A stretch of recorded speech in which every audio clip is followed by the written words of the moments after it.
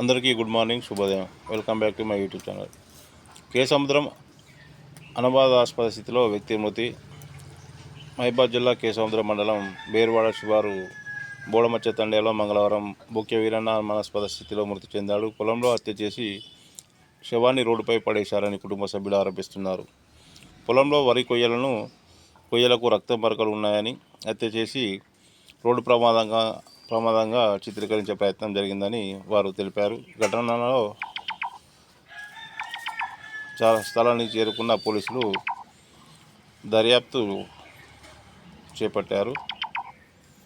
అలరించిన జాతీయ రైతు దినోత్సవ వేడుకలు. భూపాలపల్లి జిల్లా కాటాన మండలం కేంద్రంలో జాతీయ రైతు దినోత్సవ వేడుకలు ఘనంగా జరిగాయి. దివంగత ప్రధాని చౌదరి చరణ్ సింగ్ చిత్రపటానికి నివాళులు అర్పించారు. వివిధ గ్రామాల నుంచి వచ్చిన 50 మంది రైతులకు శాలువాలతో సన్మానించారు.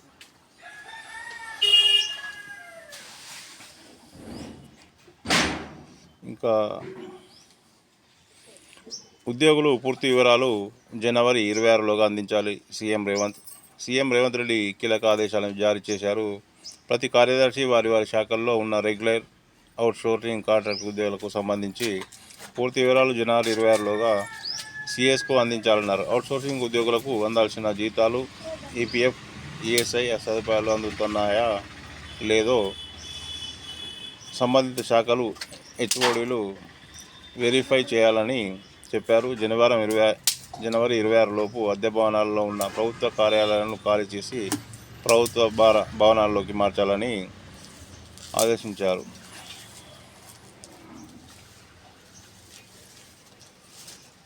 రియల్మీ 16 Pro సిరీస్ భారత మార్కెట్లోకి అడుగుపెట్టింది. ప్రముఖ స్మార్ట్ఫోన్ బ్రాండ్ రియల్మీ 2026 ప్రారంభంలో తన కొత్త Realme 16 Pro 5G, Realme 16 Pro 5G సిరీస్ను భారత మార్కెట్లోకి రానుంది. జనవరి 6న 2026న మధ్యాహ్నం 12 గంటలకు లాంచ్ కానున్న ఈ ఫోన్లో 200 MP portable master primary rear camera, 10x zoom support చేసి periscope telephoto camera, AI editor,